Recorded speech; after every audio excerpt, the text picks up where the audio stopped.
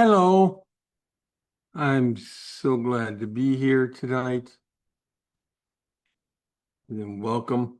Yeah, I know I've not been online for the last 2 weeks. There's stuff going on and not easy stuff at times, but I'm here. I'm here, and we've got a stormy night, if you will. It's been a bit rainy. And so I want you to think as we start here about a storm coming in. Yeah, yeah, about what happens before a storm breaks.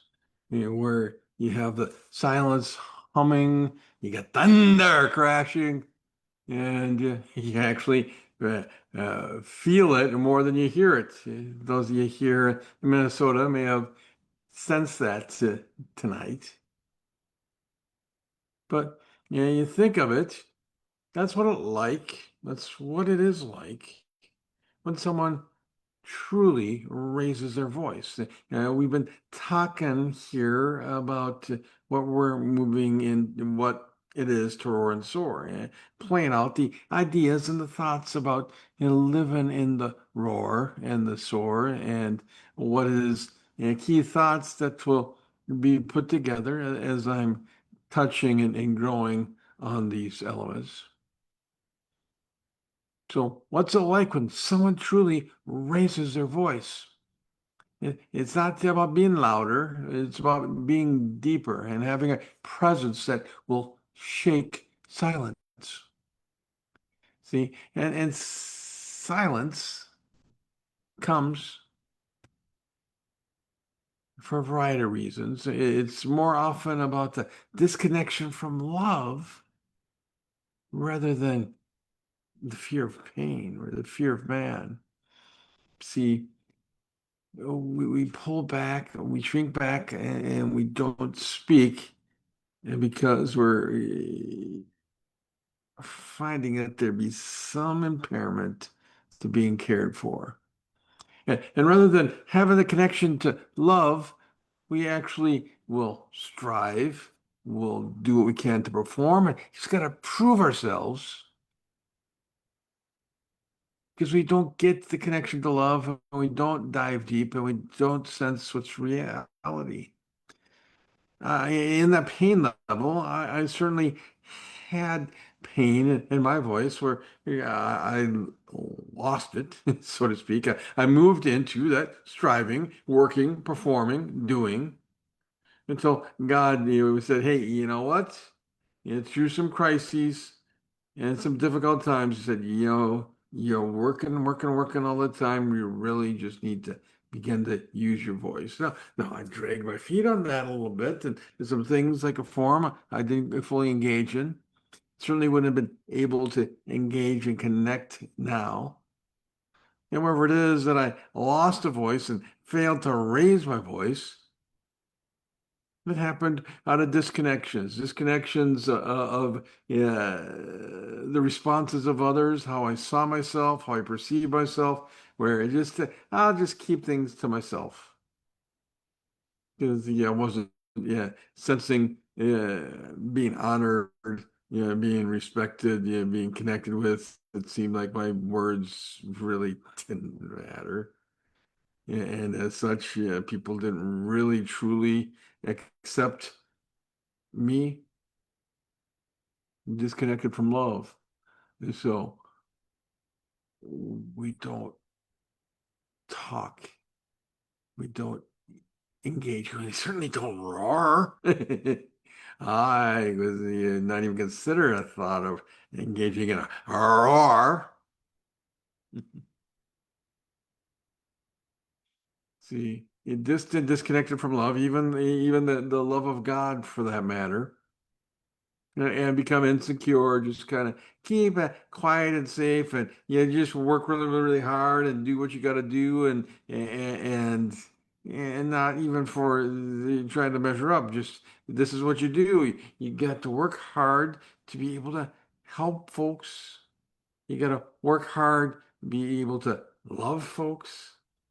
Got to do the right things, find the right formula, all that kind of stuff that isn't about love, and certainly not about the voice that you were given in terms of who you created and expressing your identity in an authentic and real way. So when we pull back, shrink back, avoid, and just try and work ourselves instead of raising a voice and roaring, we lose touch.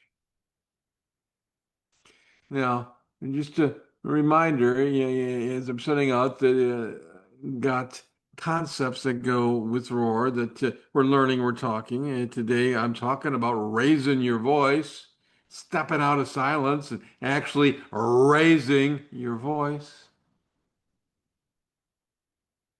And we'll move into owning your ground, standing in who you are as part of it, and then aligning your life. Alignment is a biggie, and yeah, I'll be touching on that.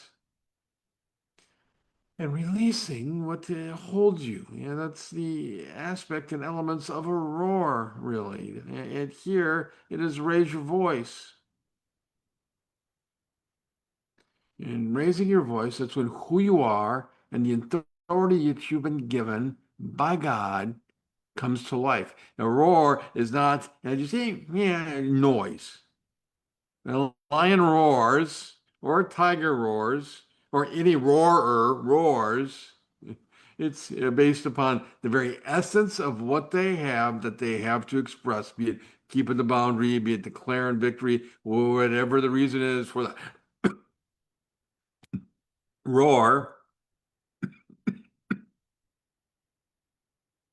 So I went on the wrong way though, folks, and this is live, so here we go. You know, the God himself roars. Psalms 29, 3 through 4. The voice of the Lord thunders. Lord thunders over the mighty waters. See, his voice is our model, powerful, clear, rooted in love. Of course, yeah, roaring and thundering doesn't always have to be loud. In fact, sometimes the raised voice is such a quiet whisper. It's quiet, quiet, quiet. Still small voice. You can barely hear. It can be a roar too. In psychology, even in terms of communication, in terms of therapeutic parenting, rather than raising your voice at a kid to try and get them through to them to get them to understand. So, yeah, elevate and voice goes up and feeling yelled or screamed, whatever. As the voice goes up, but the suggestion, hey, you really want me to get attention? Speak quieter. Lower your tone, lower your voice. Let's get attention. All that can be forms of declaring and raising voice quietly, loudly, average voice. What is it that gets the attention that can be established as a roar? Hmm?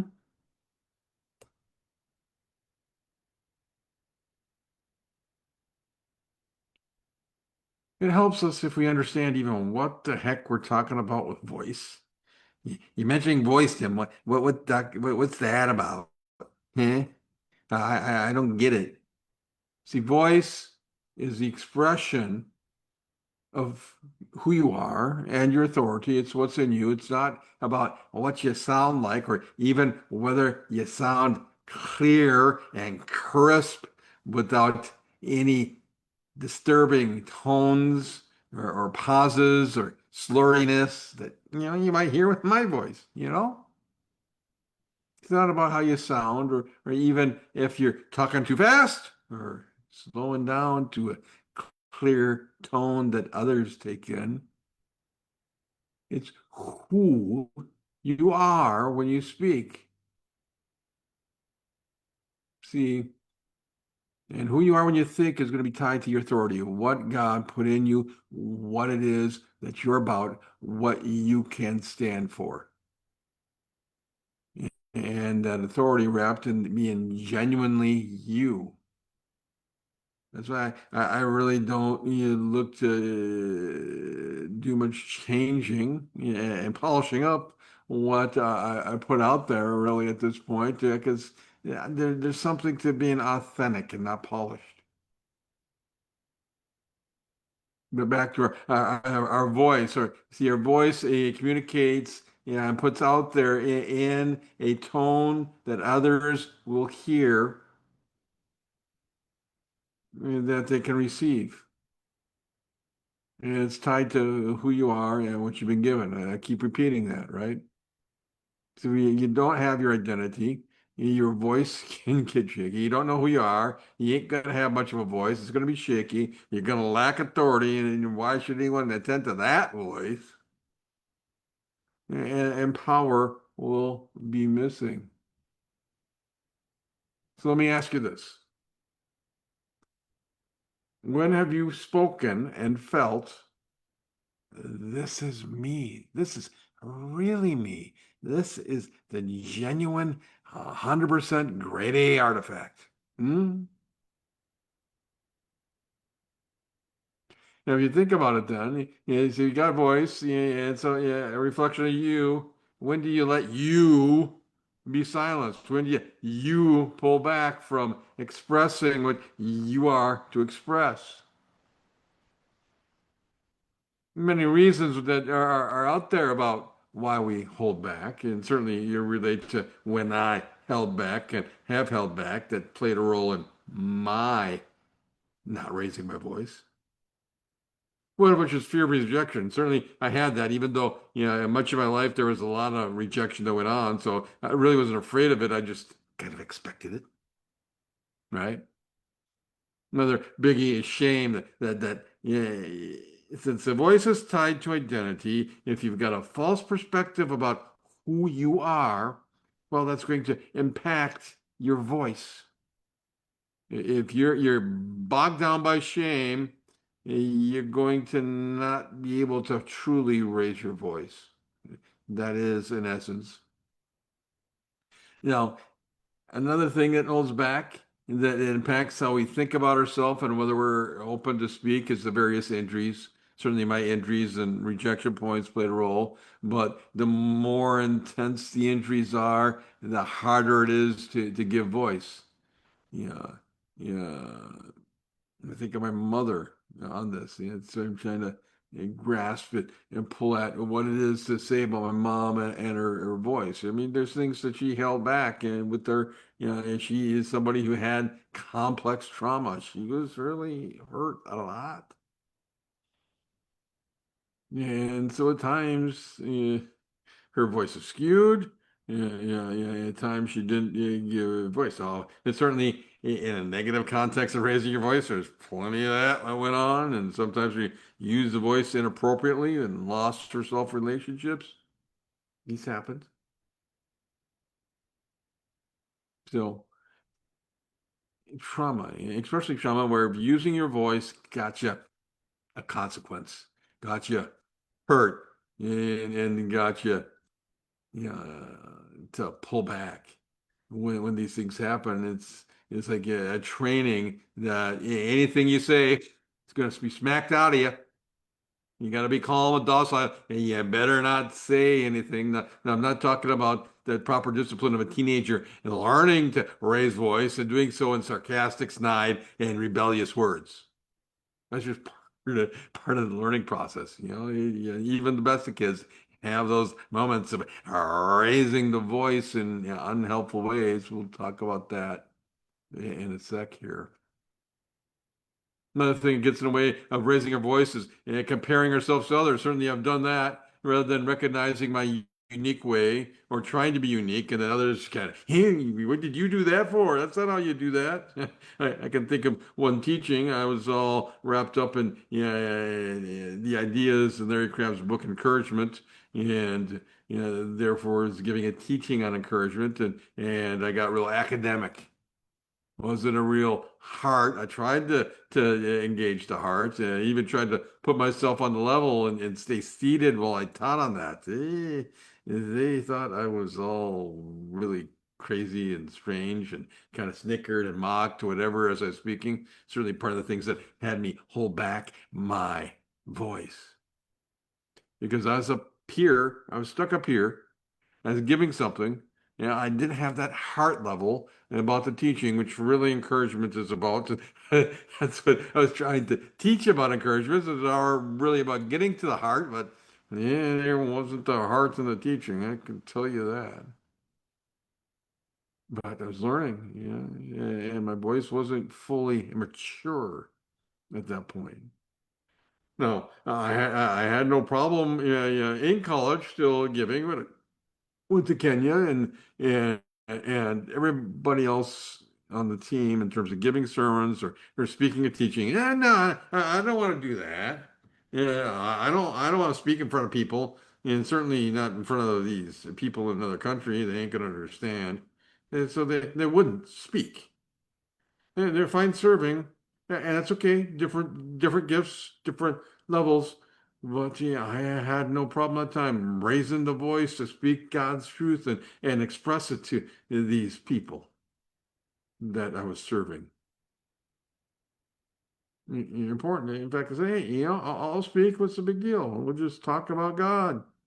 That was the idea. I raised my voice in those circumstances and raised the voice that God had me to give in that moment. Somewhere, though, I lost sense of it. I started holding back. Yeah, as I moved into adulthood, maybe it's having a grand idea as a leader to turn a young adult a single group into something that might be a ministry. It was my bright ideas, thinking that it could happen, and it wasn't really fostering life in the people I was trying to help. It was all about, well, we can expand, we can grow, we can do stuff to help stuff, to grow stuff. And when people that were really weren't there, and it kind of faltered, I got obsessed about it at the point, and it failed. And tried to move into other things, and people didn't recognize leadership potentials or get connected. I was always having the huge charisma point that others around me did, and seemed to look differently. Wasn't fully grasped. It was off to the side and not even always remembered, even though there's things I had to give. The comparison to others plays a role, and just pressure we put on ourselves. We don't want attention. That's why many people don't want to speak. I got the attention all on me, and they're going to look at me, and they're going to judge me, and yeah, and they may. But let me just stay small. Let me just get back here, and nobody's going to pay attention, and I can just be me, just me and God, and they ain't gonna have to hear what I have to say. Let me just shrink back.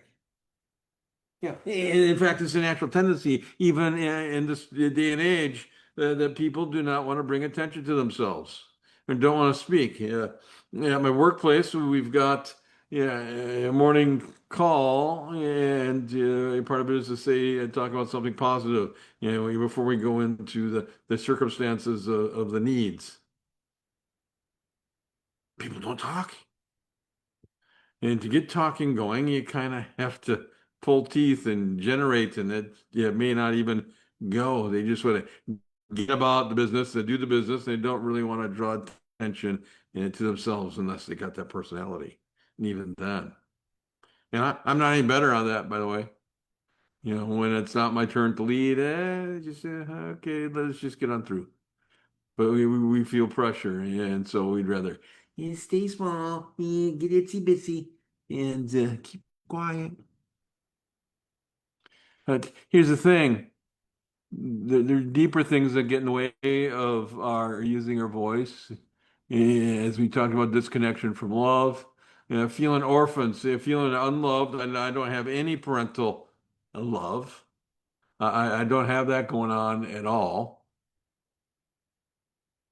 Or you're disconnected from loving yourself, feeling insecure, or again that work and striving. I got to perform. I got to go, go, go, go, go, go for his watch. Go, go, go. Sorry, my brain just goes there. But disconnected from truly caring about who God made you, or even knowing who God made you and seeing value in it. And then certainly there's not recognizing or sensing any value from others and disconnection from others' love. And that was the big thing with me. Still is to some extent. You know, fear of disapproval, fear of not getting it made that results in pulling back, shrinking back, holding back, not properly raising your voice, not engaging. And what happens if love is unclear, you know, who you are becomes unstable in terms of your understanding. Who you are is still who you are, but your awareness and acceptance of it, that's a different deal. And when who you are is unstable, then certainly are you able to connect it all to your authority? No. How can you demonstrate authority if you're not speaking, if you're not roaring, if you're not raising your voice? See, if you know, on the other hand, that you're loved, that you're made special, that God's got purpose for you, you can in turn then have the trust and faith to operate and speak out of the authority that you know you have. Or even, if you're truly attending to God, He tells you to speak in areas that aren't your normal sphere of authority. Well, then, hey, you can roar. See, 1 John 4:8 here, there's no fear in love, but perfect love drives out fear, presses it out, it gets it away, get out of here. You kind of love and fear cannot stay in the same place. Incompatible, especially perfect love. So when you sense love, attend to love, and know you are loved, your ability to use your voice becomes restored. Because when we're loved and we know we're loved, we can feel safe. And when we're safe, we are able to put out there who we are. So let me ask you this. What form of silence or disconnection shows up most in your life? What is getting in the way for you of raising your voice and speaking? Maybe that's not a pain point for you. Great, perfect. Love to hear more. But what may slow you down, even when you may feel free of raising your voice, and but you got a moment now, I got to shrink back, I got to pull back, I can't speak there. Nah, that's a no. Can't speak into that. I'll let somebody else speak. Somebody else will say it. Hopefully, somebody else will. All right. So here's the deal: roaring has purpose. Roaring and expressing, it's not noise. It's an echoing and resonance of what God is doing within you. It's expressing what God is doing. It will carry your identity. It will carry your conviction. It will let your authority echo. Authority has been given to you by God. And when you put it out there, it's going to be based on what you're rooted in, who you are, and having the confidence in God Himself, drawing from His life, and being able to express what He designed you to express, and having that conviction. See, we're rooted in the confidence of who we are. We can have conviction and with the clarity of what we believe about what God has told us and what we understand, and being able to put that out there with certain clearness. And then when we put it out there, the roar enables us to resonate, to have an echo, to vibrate, to get into places where it couldn't get in otherwise, so that it touches the very essence of those around you. You can't miss a roar. And the roar, when it's there, it impacts and brings others to attention. And it gets it to a point where agreement. A lion roars. Okay, yeah. All the other animals. Okay, yeah. There's a lion around here. We got to attend to that. A little different than say a tiger roar or some other roar. But yeah, if there's a roaring going on, there's attention being made. you can make an interesting connection too with a roar and some sounds of certain musical instruments like the trumpet. Trumpet sound is much like a roar. Listen to a trumpet, think about it. There's a certain time that is known for trumpets announcing what is there, exhibiting the authority of the moment to do. Here it is. Pay attention to this right now. Pay attention. That's the roar. And y'all pay attention. We got something important here. But there's also vulnerability in a roar. Shakiness that comes where okay, here is the moment. This is more the roar in times of the expression of the difficulty, the roar of pain and grief and other things. There's so many different shades of roars. But when you're anchored, you can express. If you have a hard time expressing anything, there's something not rooted there. There's something not anchored in the love and the truth. I want you to try a little exercise here. I want you to whisper, "I am here." Then speak it again louder. "I am here." And then speak it with authority and rooted in what's truth. Let the rootedness occur. I am here. I'm here. That's really an essence of what a roar it feels like. That I'm here. I guess I'm here. I'm here. I'm here. Hey, I'm here. The roar feels like in raising a voice. Right, Isaiah 42:13. The Lord goes out like a mighty man. He cries out. He shouts aloud, and he shows him mighty. See, God shows and models authority with his voice. Not by a force, and not even by the volume of the roar, but with the purpose he is set for what his word is to carry forth.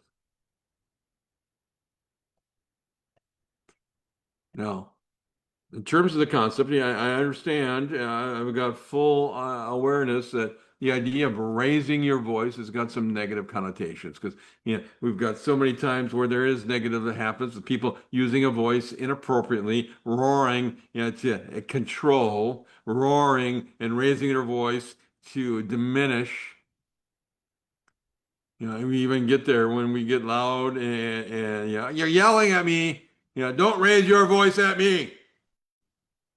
Where the very essence of firmly stating and showing forth what is seen as aggression and control and domination because people do use their voice to bend everybody to their will. You better listen to me now. Why aren't you? What's wrong? Hey, this is an important thing to pay attention to. Listen up. In the kingdom of God frame, in the living life mindset frame, raise your voice is simply a declaration of who you are and the truth God has for you to speak. The voice of control, aggression, domination comes out of our insecurity. The kingdom framed raising your voice comes out of the authority God's given you. There's certain people that have you ever been around a person that as soon as they speak, you gotta pay attention that their very voice carries it. It used to be commercial. When E.F. Hutton talks, people listen. Some of you may be the age to remember that commercial, at least in Minnesota. In the very essence that this is a person, when they say something, you gotta pay attention because you're gonna miss out on something if you don't. Or the mom voice, dad voice, they use a certain tone. You know what I mean? The dad voice, mom voice. Hey, yeah, yeah, mom and dad ain't messing around right there. I got to snap to it. Otherwise, there's going to be, regret. Mom voice, dad voice, right? So again, the concept of raising your voice is not about control. It's not about force. It's not about power. It's not about crushing. It's about speaking the value of what you're to speak with the authority and the power that's supposed to be behind it. Whatever the intensity is to be, it's based and rooted in what your voice is supposed to be about. And when your authority is rooted in love, yeah, whatever voice you have is not going to crush somebody. It's going to bring them life. Note this, your voice is a gift. Your voice isn't just yours. You were given it. Yeah, yeah, it's got a purpose. It's got meaning. Yeah, and as such, when you speak with authority and when you roar, when you raise your voice, it activates others. It brings life to others. And your authority will invite their authority, and when more than one's together, it magnifies. So I want you to think about this. Who needs to hear your voice this week? When you look at the world around you, where might you be able to exhibit your presence of your identity and speak and raise your voice and roar to life whatever you are to declare?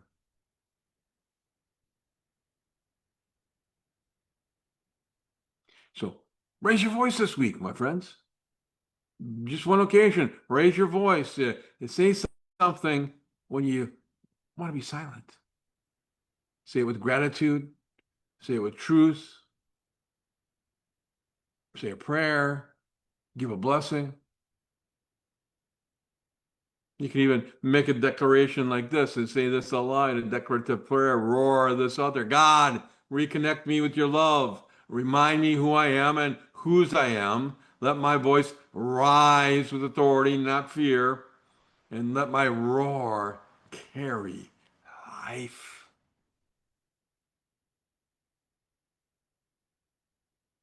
Think on that. No, no, folks. I hope you stick around on these Thursdays when I'm able to do this and learn something. There's also my radio teaching that's aired on. I'm gonna get the location up and I'll pay attention to my feed here. You'll find it. There's a radio link that you can go to, and on Wednesdays or Thursdays at 1 Eastern or Sundays at 9 Eastern, you can get some life mindset teaching. Uh, Next week, you'll be teaching on alignment this week. You can still catch something about. Yeah, I'm spacing on it, but you can still catch what I taught this week, in terms of where you're at on there. My mind's blanking right now. You can always find me over at lifemindset.life. Follow me here on Facebook. Find me on X.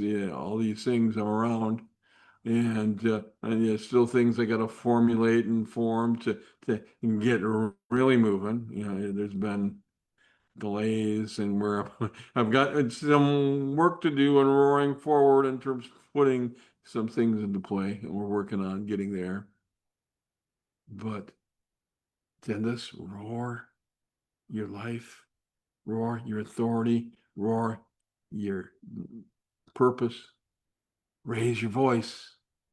Don't sit back in silence anymore. Don't hold back. Express what God has you to express and live life mindset. And as you raise your voice, you can better embody life and embrace life and live life. So, Lord willing, next week there'll be the next segment of Building the Roar, which is in turn about the O element, the own your ground. And it's part of roaring. This is my boundaries established. So the next segment, hopefully next week at this time, we'll be talking about owning your ground as the Lord wills. In the meantime, be blessed. Raise your voice and let God speak through you. Good day.